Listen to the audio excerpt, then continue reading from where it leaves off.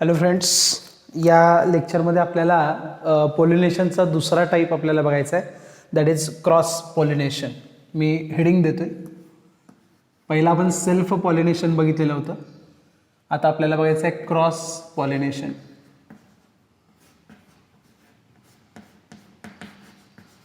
Cross pollination. Cross हा word त्याच्यामध्ये वापरलेला आहे. या पॉलिनेशनला दुसरं नाव पण देण्यात आलेलं आहे, that is called as a xenogamy. याला आपण झिनोगॅमी असं म्हणतो, cross pollination. Okay, now what mean by the cross pollination? The transfer of pollen grain from anther to stigma. Transfer of pollen from anther to stigma of genetically not similar flower, genetically not similar flower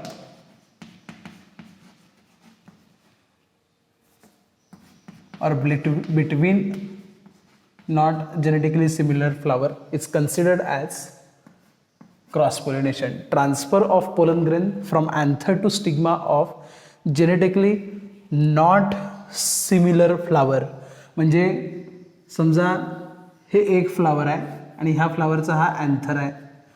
हां, ह्याला आपण a flower असं म्हणू. आणि दुसरं एक flower आहे, त्याची ही स्टिग्मा, स्टाईल आणि ओव्हरी आहे. याला आपण बी फ्लावर कन्सिडर करू.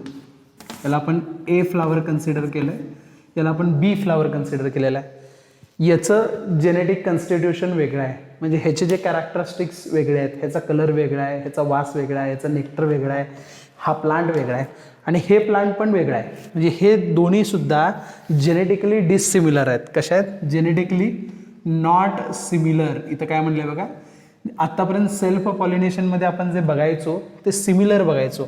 इथं काय दिलेलं आहे? Not similar. Genetically not similar flowers. ह्या दोन जेनेटिकली नॉट सिमिलर फ्लावर्समध्ये एका प्लांटमधलं जे काही फ्लावर आहे त्यातला जो अँथर आहे त्याच्यातून पोलन ग्रेन दुसऱ्या फ्लावरवरती जाणार. कंडिशन तुम्हाला मी अंडरलाईन करून दिलेली आहे.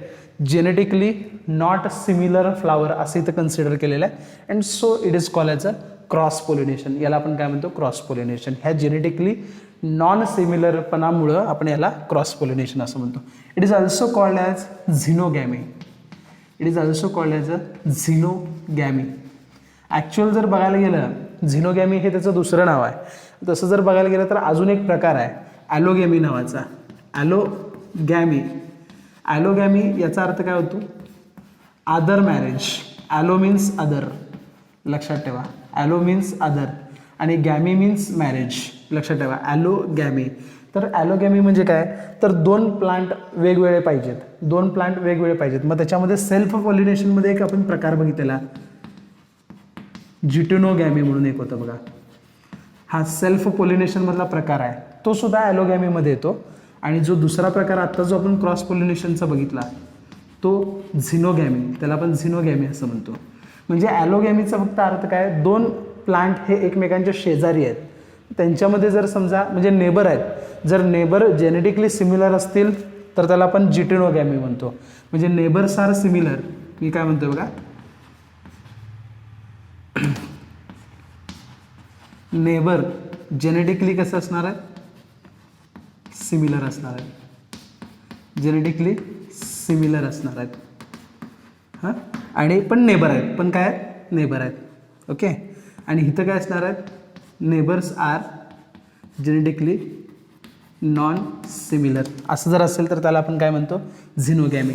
मग तसं जर बघितलं तर नेबर्स आहेत ना, म्हणजे शेजारी आहेत, म्हणजेच अदर आलं. एक प्लांटवरचं दुसऱ्या प्लांटवरती जाणार. म्हणून हे दोन्हीही प्रकार कशात येतात? ॲलोगॅमीमध्ये येतात. हा एक पॉईंट तुम्हाला NCERTला विचारला जाईल, लक्षात ठेवा. ॲलोगॅमी. ॲलोगॅमी म्हणजे नुसता क्रॉस पॉलिनेशन नाही, शेजारी शेजारी जे प्लांट्स असतात त्यांच्यातले जे फ्लावर्स आहेत त्यांच्यात जर ट्रान्सफर होत असेल तर त्याला आपण ॲलोगॅमी म्हणतो. जिटिनोगॅमी आणि झिनोगॅमी, झिनोगॅमी म्हणजे क्रॉस पॉलिनेशन, तो म्हणजे दोन प्लांट वेगळेच असावे लागतात, तो झिनोगॅमी. आणि जिटिनोगॅमी हे सुद्धा सेल्फ पॉलिनेशनचा प्रकार आहे, पण दोन वेगवेगळी झाडं लागतात म्हणून त्याला आपण ॲलोगॅमीमध्ये कन्सिडर करतो. ओके, आता क्रॉस पॉलिनेशन जे होतं ते with the help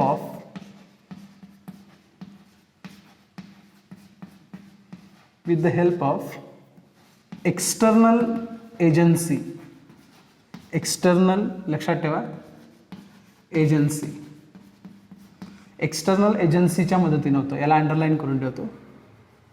external agency म्हणजे बाहेरचं कोणतरी लागतं, त्याशिवाय पोलन ग्रेन एका ठिकाणाहून दुसऱ्या ठिकाणी जात नाहीत. आता एजंटची गरज का लागली, एजन्सीची गरज का लागली? आता डिलिव्हर बॉय काय करतो, आपण जे हॉटेलमध्ये एखादी ऑर्डर दिलेली असती ती ऑर्डर तिथून तो पिकअप करतो आणि घरी आणून देतो, म्हणजे तिथं मध्ये काय लागला, एजंट लागला. तसं पोलन ग्रेन एका प्लांटवरून दुसऱ्या प्लांटवरती जाणार आहे, मग त्याच्यासाठी काही एजंट्स पाहिजेत, कारण हे दोन फ्लावर एकमेकांपासून भरपूर अंतरावरती आहेत. मग तिकडं तयार झालेले जे काही पोलन ग्रेन्स आहेत ते तिकडच्या प्लांटवरतीच गेले पाहिजेत, मग त्याच्यासाठी एजंट लागतात. आणि हे एजंट दोन टाईपचे एजंट्स आपल्याला बघायला मिळतात. एक जे आहे त्याला आपण बायोटिक एजन्सी असं म्हणतो, आणि दुसरी जी एजन्सी आहे त्याला आपण नॉन बायोटिक एजन्सी असं म्हणतो. लक्षात ठेवा, बायोटिक एजन्सी आणि नॉन बायोटिक एजन्सी असे दोन प्रकारच्या एजन्सीज आपण पॉलिनेशनमध्ये बघतोय.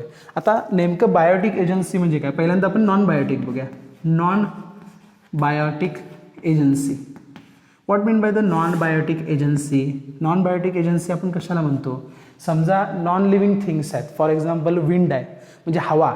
आता इकडे एक प्लांट आहे आणि इकडे एक प्लांट आहे, त्यांच्यामधलं अंतर भरपूर आहे, तर मला सांगा तिथं तयार झालेलं जे काय पोलन ग्रेन आहे ते त्या प्लांटवरती जाण्यासाठी मध्ये काय लागतो, एजंट लागतो.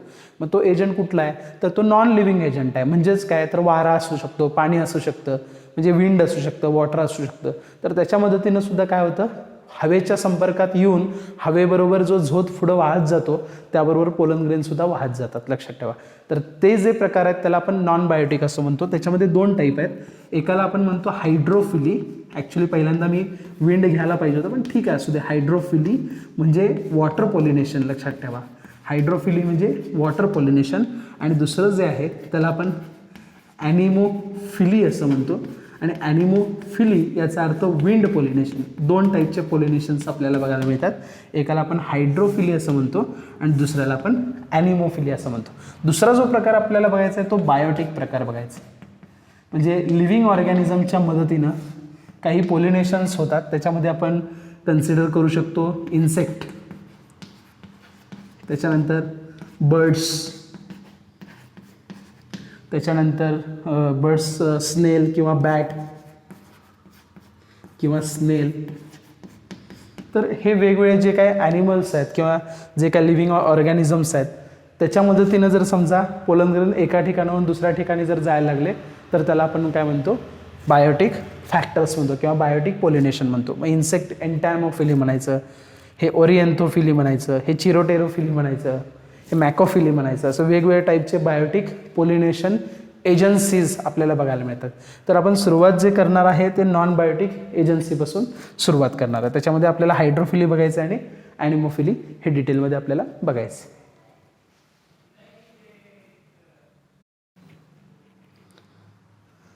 नॉन बायोटिक एजन्सी, आपल्याला पॉलिनेशनचे एजन्सीज बघायचे आहेत. त्यामध्ये पहिल्यांदा आपल्याला जे बघायचं आहे ते नॉन बायोटिक एजन्सी ही पहिल्यांदा आपल्याला बघायची आहे. म्हणजे नॉन लिव्हिंग थिंग्स जे असतात, ज्या निर्जीव गोष्टी असतात किंवा वातावरणामध्ये जे काय निर्जीव अवस्थेत ज्या वस्तू आहेत किंवा निर्जीव अवस्थेत जे काय रूप आहे त्याच्या मदतीनं पोलन ग्रेन्स एका प्लांटवरून दुसऱ्या प्लांटवरती जाणार आहेत. तो जो मधला एजंट जो पोलन ग्रेन कॅरी करतो त्याला आपण नॉन बायोटिक एजन्सी असं म्हणतो. त्यातला पहिला जो प्रकार आपल्याला बघायचा आहे तो आपल्याला ॲनिमोफिली बघायचा आहे. मी नंबर फर्स्ट लिहितोय, anemophily. What mean by the ॲनिमोफिली?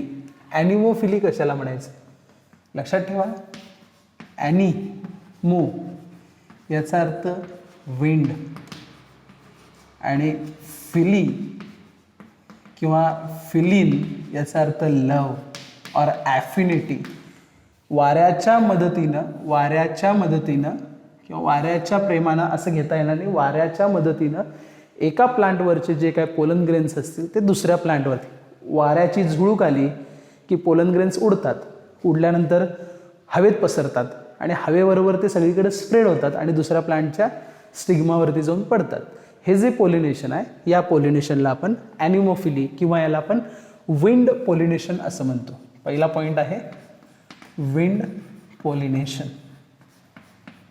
Okay, wind pollination, त्याला आपण विंड पोलिनेशन असं म्हणतो.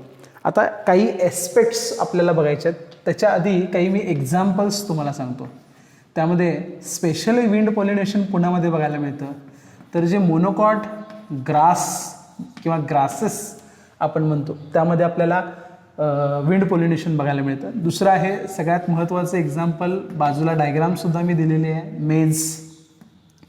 त्याच्यानंतर खजूर, त्याला आपण डेट पाम असं म्हणतो, किंवा कॅनाबिस आपण कन्सिडर केलं तर त्याच्यामध्ये सुद्धा आपल्याला विंड पोलिनेशन बघायला मिळतं. इतके एक्झाम्पल्स आपल्याला बघायचे आहेत. काही एक्झाम्पल्स मी पुढे सुद्धा देणार आहे, पण तात्पुरतं आत्ता लक्षात ठेवा ग्रास, मेज, डेट पाम आणि कॅनाबिस हे सगळे एक्झाम्पल्स जे आहेत ते विंड पोलिनेशनचे आहेत. आता हे विंड पोलिनेशन म्हणजे हवेच्या मार्फत सगळीकडं पोलन ग्रेन्स पसरणार आहेत. तर मग त्या प्लांट्समध्ये त्या पद्धतीचं ॲडॅप्टेशनसुद्धा झालेलं असतं. तर त्या ॲडॅप्टेशन्स आपल्याला बघायच्या आहेत, त्याचे कॅरेक्टरिस्टिक्स आपल्याला बघायचे आहेत. Characteristics of wind pollination. पहिल्यांदा मी तुम्हाला प्लांटबद्दल सांगतोय. हे इथं जे तुम्हाला दिसतंय हे पूर्ण मेज प्लांट आहे. मेज प्लांटमध्ये ही डायग्राम NCERTमध्ये नाही आहे, पण आपल्याला समजून घ्यावी लागेल ही डायग्राम, कारण त्याशिवाय विंड पोलिनेशन परफेक्ट आपल्याला समजणार नाही आहे. तर इथं तुम्हाला पूर्ण प्लांट दिसते. खालच्या बाजूला रूट्स असतील, वरच्या बाजूला शूट सिस्टीम आहे. हे लीफ असतात, या लीफला आपण फोलिएज असं म्हणतो, लक्षात ठेवा. फोलिएज, ह्या लीफला आपण फोलिएज असं म्हणतो. ओके, त्या फोलिएजच्या वरच्या बाजूला फ्लावर्स प्रेझेंट आहेत. यामध्ये दोन टाईपचे फ्लावर्स, एक वरच्या बाजूला मेल फ्लावर आहे आणि खालच्या बाजूला इथं फिमेल फ्लावर आहे, लक्षात ठेवा. तर फोलिएजच्या वरच्या बाजूला बघा मी काय म्हणतोय, फोलिएजच्या वरच्या बाजूला मेल फ्लावर्स प्रेझेंट आहेत. काय प्रेझेंट आहे? Male flowers. आणि हे जे येल्लो कलरचं तुम्हाला जे दिसतंय त्याला मी अँथरलोब किंवा स्टॅमेन किंवा त्याला आपण अँड्रोशियम असं सुद्धा म्हणू शकतो. अँथरलोब आणि त्याला खालच्या बाजूला फिलामेंट आहे, त्याच्याबद्दल मी डिटेल बोलणार आहे. तर वरच्या बाजूला मेल फ्लावर आहे, हे फोलिएज आहे. खालच्या बाजूला स्टाईल, स्टिग्मा, ओव्हरी हे पिस्टिलचे पार्ट आहेत. इथं हा कॉब, COB म्हणून कॉब, लक्षात ठेवा. स्टिग्मा प्रेझेंट आहे, स्टाईल प्रेझेंट आहे. तर हे पूर्ण प्लांट आहे, हे पहिल्यांदा लक्षात ठेवा. आता ह्या प्लांटचं स्ट्रक्चर कसं आहे बघा. ओके, आपल्याला विंड पोलिनेशन लगेच कळणार आहे की विंड पोलिनेशन आपण काय कसे ॲक्च्युली विंड पोलिनेशनमध्ये ॲडॅप्टेशन कुठल्या टाईपचे असतात हे आपल्याला डिटेलमध्ये बघायचे. तर कॅरेक्टरिस्टिकमध्ये मी पहिलं कॅरेक्टर जे घेणार आहे त्याच्यामध्ये फ्लावर्सबद्दल मी बोलणार आहे. फ्लावर्स, आता तुम्ही तसं जर बघितलं तर फ्लावर्स हे अगदी लहान आहेत, लक्षात ठेवा. पहिलं कॅरेक्टरिस्टिक मी बोलणार आहे, फ्लावर्सबद्दल बोलणार आहे मी. Flowers are very small. Flowers हे स्मॉल आहेत and they are inconspicuous. Now what mean by the inconspicuous? Not easily seen. लगेच प्लांटकडे बघितल्या दिसत नाही. तुम्ही मक्याचं छोटंसं प्लांट जे शेतामध्ये उगवून आलेलं असतं ना ते बघा व्यवस्थित, तर त्याच्यामध्ये तुम्हाला जे फ्लावर्स असतील ते फ्लावर्स लगेच दिसणार नाहीत. का दिसणार नाहीत? Because they are very small and they are inconspicuous. What is the meaning of inconspicuous? Not clearly visible or not easily visible is considered as inconspicuous. Second आहे, फ्लावरला जे वोर्ल असतात, लक्षात ठेवा. फ्लावरला वोर्ल म्हणजे काय? तर कॅलेक्स, करोला, अँड्रोशियम आणि gynoecium. Reproduction होणार यासाठी गायनेशियम आणि अँड्रोशियम असणं फार गरजेचं आहे. म्हणजे इसेन्शियल वॉर्ल हे असायलाच पाहिजेत जर रिप्रोडक्शन सक्सेसफुल व्हायचं असेल तर. मग कॅलेक्स आणि करोलाचे काही वेगळे कॅरेक्टरिस्टिक्स आहेत. आता कॅलेक्स आणि करोला ह्याला आपण नॉन इसेन्शियल वॉर्ल असं म्हणतो. नॉन इसेन्शियल वॉर्ल असं म्हणतो. म्हणजे त्याच्यामध्ये कोण येतात? कॅलेक्स, मी इथं लिहितो सुद्धा, कॅलेक्स अँड कोरोला. आता कोरोला जो असतो तो कलरफुल असतो, लाल असतो, पिवळा असतो, किंवा थोडं पिंक कलरमध्ये येतो, ऑरेंज कलरमध्ये येतो, रेडिश कलरमध्ये येतो, ब्राउनिश कलरमध्ये येतो. कोरोला हा कशासाठी असतो? तर आजूबाजूला जे इन्सेक्ट्स असतात किंवा बर्ड्स असतात ह्यांना अट्रॅक्ट करण्यासाठी होतो. पण ह्या ॲनिमोफिलीमध्ये जे पॉलिनेशन होणार आहे ते पॉलिनेशन निर्जीव वस्तूच्या मदतीने होणार आहे. निर्जीव in the sense non living थिंगमुळं पॉलिनेशन होणार आहे. म्हणजे इथं जो एजंट आपण बघतोय तो कसा एजंट बघतोय? नॉन बायोटिक एजंट बघतो. त्यामुळं तुम्हाला हवेला अट्रॅक्ट करावं लागत नाही, हवा आपोआप आपल्याकडे येतं. इन्सेक्ट असतं तर इन्सेक्टला अट्रॅक्ट, म्हणजे अट्रॅक्शन हे कुणासाठी असतं? तर ते लिव्हिंगसाठी असतं. हा एजंट कुठला आहे? नॉन लिव्हिंग एजंट आहे. त्यामुळे इथं अट्रॅक्शनची गरज नाही.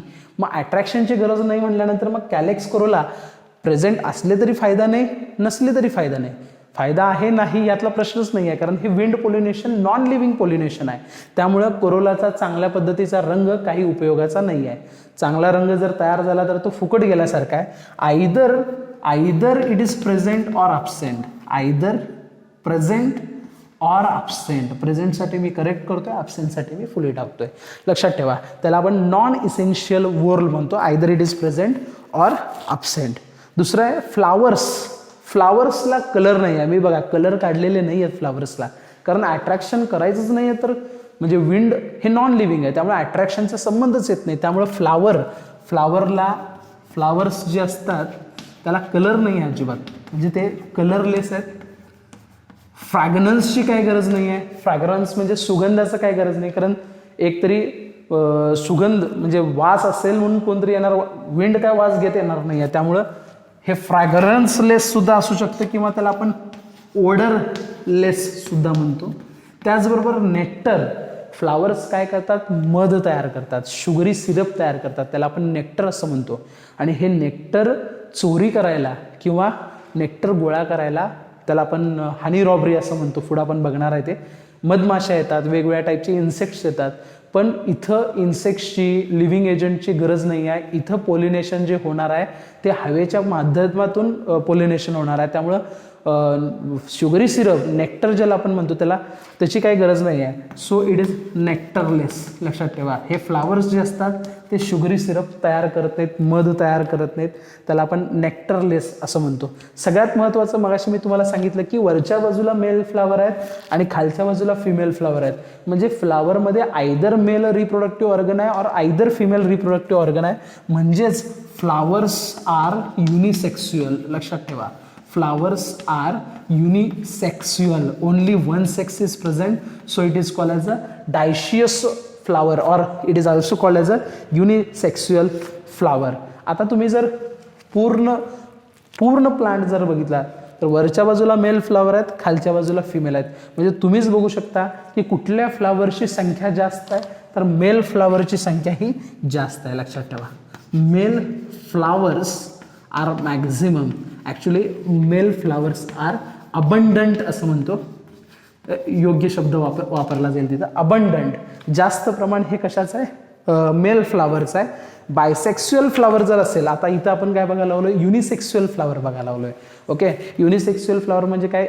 एका फ्लावरमध्ये आयदर स्टॅमेन ऑर कार्पेल असेल तर त्याला आपण युनिसेक्स्युअल म्हणतो. बायसेक्स्युअल फ्लावर जर असेल म्हणजे एकाच फ्लावरमध्ये दोन्ही सेक्स प्रेझेंट असतील तर मग प्रॉब्लेम आहे. तर तिथं काय होतं बघा, इफ फ्लावर इज बायसेक्स्युअल फ्लावर जर असेल तर त्याच्यामध्ये दोन्ही प्रेझेंट असणार, मेल आणि फिमेल दोन्ही प्रेझेंट असणार, पण मेलची संख्या जास्त असायला पाहिजे.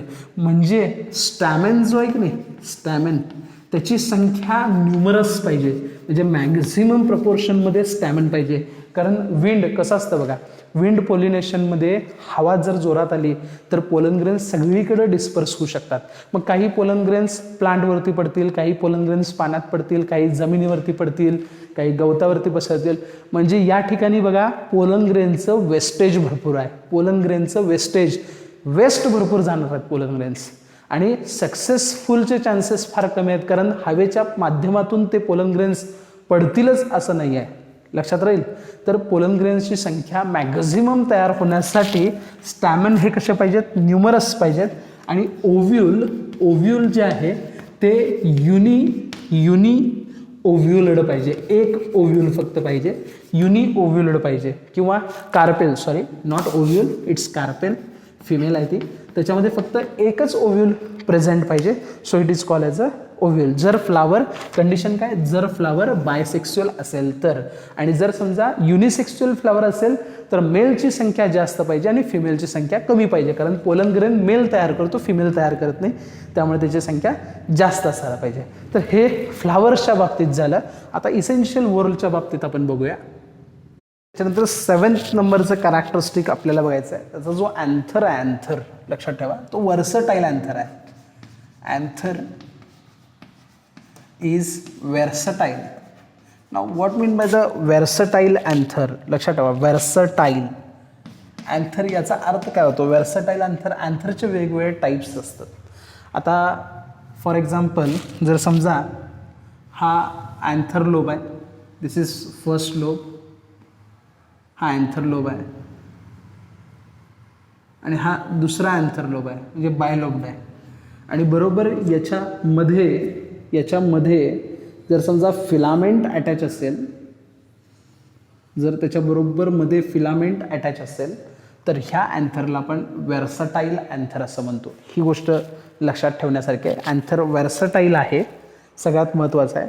वेर्सटाईल अँथर वेगवेगळ्या टाईपचे, लॉन्जिट्युडनल अँथर असतं, त्याच्यानंतर पोरिसिड अँथर असतं, बॅसिफिक्स्ड अँथर असतं, बॅसिफिक्स्ड अँथर, लॉन्जिट्युडनल अँथर. आपल्याला जो टाईप आहे तो वेर्सटाईल अँथरचा टाईप आहे, लक्षात ठेवा, वेर्सटाईल अँथर. त्याच्यानंतर अँथर आणि स्टिग्मा दोन्हीसुद्धा बाहेरच्या बाजूला असतात. आता बघा, हा स्टिग्मा आहे, स्टिग्मा बाहेर आहे, अँथर वरच्या बाजूला, दोन्हीसुद्धा बाहेरच्या बाजूला असतात. बाहेरच्या बाजूला का असतात, जर समजा आतल्या बाजूला असते तर ते पोलन ग्रेन्स बाहेर कसे पडले असते. समजा आता अँथर आतल्या बाजूला इथं प्रेझेंट आहे, तर प्रॉब्लेम काय झाला असता बघा, की हवा आली असती, पोलन ग्रेन्स बाहेर निघाले असते, पण हवेमुळं ते पोलन ग्रेन्स ह्यातच अडकले असते. त्यामुळं स्टिग्मा आणि अँथर, आता इथं लिहितोय मी, लक्षात ठेवा, स्टिग्मा म्हणजे कळतं ना, हा स्टिग्मा आहे बघा, this is called as a stigma. आणि अँथर हे दोन्हीसुद्धा बाहेर एक्सपोज्ड पाहिजेत, म्हणजेच त्याला आपण काय म्हणतो, एक्सर्टेड म्हणजे प्रोट्रुडेड म्हणजे बाहेरच्या बाजूला असणं, बाहेर टिपवर बाहेरच्या बाजूला म्हणजे एक्सर्टेड. हे असं का असतं, हवेची झोत आली की पटकन बाहेरच्या बाहेर पोलन ग्रेन्स हवेबरोबर बाहेर जावेत. आणि हे बाहेर का असतं, बाहेरून आलेले पोलन ग्रेन्स पटकन इथं येऊन चिटकावेत, म्हणून दोन्ही पार्ट म्हणजे स्टिग्मा आणि अँथर हे दोन्हीसुद्धा एक्सर्टेड असतात, म्हणजे बाहेरच्या बाजूला असतात. अजून एक सगळ्यात महत्त्वाची गोष्ट मला इथे सांगावीशी वाटते, ती म्हणजे हे प्लांट आहे. ह्या प्लांटचा हा फोलिएज आहे. फोलिएज म्हणजे जिथून लीफ बाहेर येतात त्याला आपण फोलिएज असं म्हणतो. त्या फोलिएजच्या वरच्या बाजूला जो म्हणजे हा कॉर्न जे मका आहे, त्याच्या वरच्या बाजूला जो फ्लावर्सचा जो बंच आहे त्याला आपण टॅसल असं म्हणतो, TASSEL. हा फ्लावरचा जो पार्ट आहे याला आपण टॅसल असं म्हणतो. आणि हे आपलं जसं कान बाहेर आले ना, तसं ह्या प्लांटपासून हे इयर बाहेर आले आणि त्या इयरला फिमेल फ्लावर अटॅच आहे. त्याचा स्टाईल स्टिग्मा आणि ओव्हरी ह्याच्यामध्ये प्रेझेंट आहे. हा जो पॉईंट आहे, हा इयरसारखा जो बाहेर प्रोट्रूड झालेला जो पार्ट आहे त्याला आपण कॉब असं म्हणतो, COB. मेल फ्लावर जर असेल तर त्याला टॅसल म्हणतो, त्याच्या बंचला टॅसल म्हणतो. आणि फिमेल फ्लावर असेल तर त्याला आपण कॉब असं म्हणतो. ॲक्च्युली कॉब म्हणजे इयर असं होतं, पण इथं आपण कन्सिडर करत असताना कॉब म्हणजे त्याच्यापासून फ्लावर, फिमेल फ्लावर जे बाहेर पडलेलं आहे, लक्षात ठेवा. ओके. आता हे जे पोलन ग्रेन्स आहेत ते ह्या अँथरनी तयार केलेले आहेत आणि हे पोलन ग्रेन्स आहेत ते बाहेरून ह्या फिमेलकडे आलेले आहेत, असं ते स्ट्रक्चर आहे. ओके. कॉब झालं आणि मेल फ्लावर आणि फिमेल फ्लावर याबद्दल दोन्ही इन्फॉर्मेशन मी सांगितलेलं आहे. डायग्राम फक्त व्यवस्थित काढून घेणं फार गरजेचं आहे. फ्लावर हे फोलिएजच्या वरच्या बाजूला प्रेझेंट असतात आता काय ठिकाणी कसं असतं, गन पावडर मेकॅनिझम म्हणून एक असतं. युर्टिका नावाचं एक प्लांट आहे. युर्टिका नावाचं एक प्लांट आहे.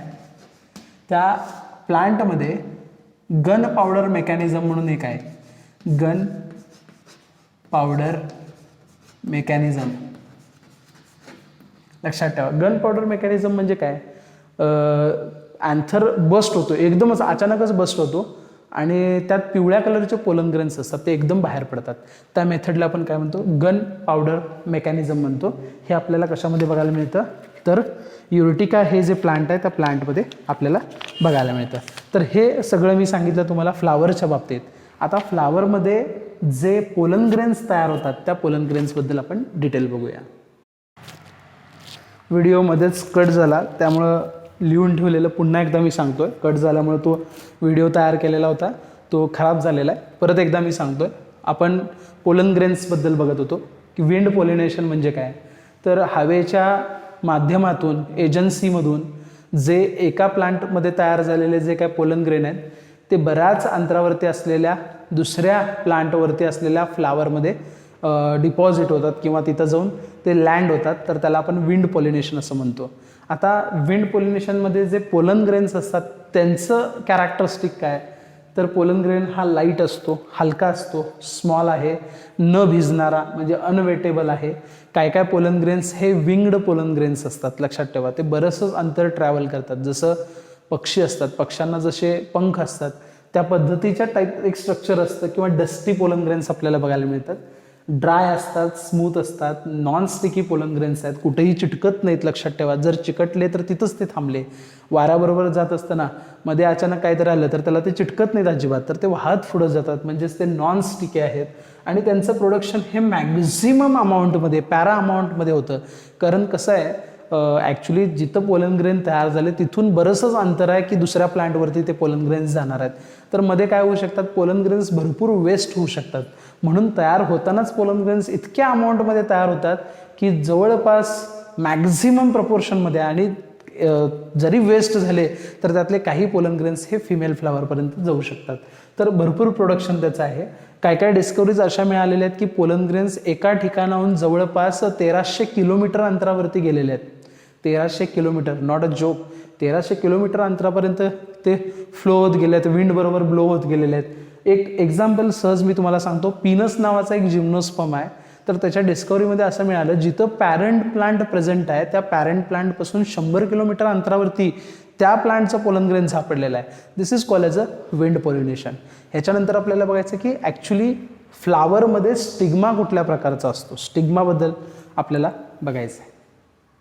समोर आपल्याला ब्लॅकबोर्डवरती फिमेल रिप्रोडक्टिव्ह सिस्टम दिसते. मध्ये ओव्हरी, खालच्या बाजूला ओव्हरी आहे, त्याच्या खालच्या बाजूला थॅलामस आहे, वरच्या बाजूला स्टिग्मा आणि बाजूला अँथर म्हणजे स्टेमन्स सुद्धा प्रेझेंट आहेत. व्हर्सेटाईल अँथर आहे. हे एक ग्रासमधलं फ्लावर आहे, त्याच्यामधलं हे स्ट्रक्चर आहे. तर विंड पॉलिनेशनमध्ये स्टिग्मा हा कसा आहे बघा. स्टिग्मा म्हणजे काय कळालं, अँथरवरून ॲक्च्युली नॉर्मली आपण काय करतो, हे अँथर आहे, ओके, आणि स्टिग्मा म्हणजे कसं असते, हे स्टिग्मा आहे, ओके, हे स्टिग्मा, हे स्टाईल आणि खालच्या बाजूला ओव्हरी, हे असं असतंय. आणि मग पोलन ग्रेन इथून इथं येऊन पडणार आहे, बरोबर आहे. मग आता हा स्टिग्मा कसा आहे बघा आणि हा स्टिग्मा कसा आहे बघा. हा पक्षाला पंख असतात की नाही, पंखाला पिसं असतात, फिदर्स असतात, त्या फिदर्स सारखा तो दिसतो. आता इथं तुम्ही जर बघितला तर हा कॉब आहे, COB, ह्याला आपण कॉब म्हणतो. हे फिमेल फ्लावर आहे.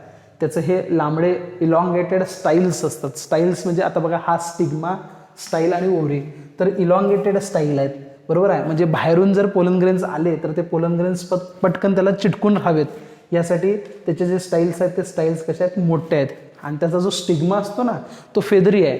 मग फेदरी असण्याचा उपयोग काय, तर लगेच पोलन ग्रेन्स त्याला चिटकतात आणि लगेच त्याच्यामध्ये अडकतात ना, त्यामुळं फेदरी स्टिग्मा त्याचं असणं फार गरजेचं आहे. म्हणजे स्टिग्माचं कॅरेक्टरिस्टिक कसं आहे, स्टिग्मा हा नेहमी कसा असावा, भरपूर हेअर असलेला असावा, हेअरी. म्हणजे आता केसात जसं एखादा आपण पार्टिकल जर आपण टाकले, केसात जसे अडकतात तसं ते फेदरी असल्यामुळं जे पोलन ग्रेन्स भरपूर हवेबरोबर येणार आहेत ते त्याच्यामध्ये अडकून बसतील, या पद्धतीनं त्याची स्ट्रक्चरचं डेव्हलपमेंट असते. त्याला आपण हेअरी स्टिग्मा असं म्हणतो. त्याचबरोबर फेदरी म्हणजे पंखाला जी पिसं असतात त्या पिसांसारखं असतं, पिसं असल्यामुळे त्याच्यामध्ये पोलन ग्रेन्स अडकतात आणि ब्रांचड असतात. लक्षात ठेवा, सगळ्यात महत्त्वाचं म्हणजे काय, ब्रांचड असतात. हे ब्रांच कशासाठी असतात, तर पोलन ग्रेन्स जे विंग्ड पोलन ग्रेन्स जे वाहत वाहत आलेले आहेत ते पटकन कॅच होण्यासाठी जे स्टिग्मा असतात ते स्टिग्मा कसे असतात, ब्रांच. ब्रांच म्हणजे कसं, हा एक स्टिग्मा आणि त्याला बरोबर ह्याच्यामध्ये ते पोलन ग्रेन्स काय होतात, कॅच होतात. तर भरपूर स्टिग्मा तयार होतात, थ्रेड लाईक स्ट्रक्चर्स आहेत. आता इथं तुम्ही जे बघायला लागलाय हे सगळे थ्रेड लाईक स्ट्रक्चर्स आहेत, हे सगळे स्टिग्मा आहेत जेणेकरून पोलन ग्रेन्स त्याच्यामध्ये अडकतील. हे सगळ्यात महत्त्वाचं आहे. Okay, large thread like stigma style of the cob maize hanging to catch the wind borne pollen. Wind म्हणजे हवेबरोबर आलेले जे काय पोलन ग्रेन्स असतात ते पोलन ग्रेन्स त्याच्यामध्ये यावं. पण ॲक्च्युली कसं आहे, हे ॲनिमोफिलीचा जो प्रकार आहे तो वेस्टफुल आहे. म्हणजे भरपूर प्रमाणात पोलन ग्रेन्स तयार होतात आणि बरेचसेच पोलन ग्रेन्स हे वेस्ट होतात, लक्षात ठेवा. पण भरपूर वेस्ट झाल्यामुळं ॲक्च्युली कसं आहे, वाऱ्याबरोबर वारं कुठल्या डायरेक्शन, नॉन डायरेक्शनल आहे, म्हणजे वाऱ्याला कुठली गती सांगता येत नाही. एकदा वारं इकडचं असेल, एकदा तिकडचं असेल. मग समजा आपलं प्लांट इकडं आहे आणि इथं एक प्लांट आहे, इथून तिकडं पाठवायचं, पण वारं इकडून इकडं आहे. मग इकडून इकडं आहे म्हटल्यानंतर ते नॉन डायरेक्शनल असल्यामुळं प्रॉब्लेम काय होतो की भरपूर पोलन ग्रेन्सचं वेस्टेज होतं. सगळ्यात महत्त्वाचं आहे बघा, पोलन ग्रेन्स किती तयार होतात. कॅनाबिस नावाचं एक प्लांट आहे, कॅनाबिस नोट करून ठेवा. कॅनाबिस नावाचं एक प्लांट आहे, त्या प्लांटमध्ये एका वेळेस 5 लाख पोलन ग्रेन्स तयार होतात. त्याच्यानंतर मेज, हा जो मेज आहे ना, त्या मेजमध्ये जवळपास 20 ते 25 मिलियन पोलन ग्रेन्स तयार होतात. आणि अजून एक त्याच्यापेक्षा भारी मर्क्युरॅलियस ॲन्युआ म्हणून एक प्लांट आहे, त्याच्यामध्ये 135 मिलियन पोलन ग्रेन एका वेळेस डस्ट होतात, म्हणजे बाहेर पडतात. आणि जर समजा एखादा माणूस किंवा एखादा ॲनिमल ह्याच्या संपर्कात आला आणि जर ते पोलन ग्रेन्स आत गेले तर त्यामुळं रेस्पायरेटरी डिसऑर्डर होण्याची शक्यता जास्त आहे. त्याच्यामध्ये हे फिवर ज्याला आपण म्हणतो किंवा ज्याला आपण ब्रॉन्कियल ॲलर्जी असं म्हणतो, ते डिसऑर्डर्स आपल्याला बघायला मिळतात. ॲस्थमॅटिक पेशंट जो असतो त्याच्यामध्ये हे पोलन ग्रेन्सचं जे काही एक्सपोजर असतं ते चांगलं नाही आहे, कारण याच्यामुळं सिरियस रिस्पायरेटरी डिसऑर्डर्स आपल्याला बघायला मिळतात. त्यामुळे यापासून अशा पेशंट्सना धोका असतो. तर हे पोलन ग्रेन्स पोलिनेशनसाठी बनलेले आहेत, पण ह्याच्या कॉन्टॅक्टमध्ये जर आपण आलो तर आपल्याला हे फिवर सारखा जो डिसीज आहे तो डिसीज होण्याची शक्यता जास्त असते, जो रिस्पायरेटरी डिसऑर्डर आहे किंवा त्याला आपण ब्रॉन्कियल ॲलर्जी असं सुद्धा म्हणतो. तर इथंपर्यंत आपण आत्तापर्यंत जे बघितलेलं आहे ते विंड पोलिनेशनबद्दल बघितलेलं आहे. याच्या पुढचं आपल्याला व्हिडिओ लेक्चर बघायचं आहे ते हायड्रोफिली, म्हणजे वॉटरच्या पाण्याच्या मदतीनं कसं पोलिनेशन होतं हे आपल्याला डिटेलमध्ये बघायचं. Okay, thank you.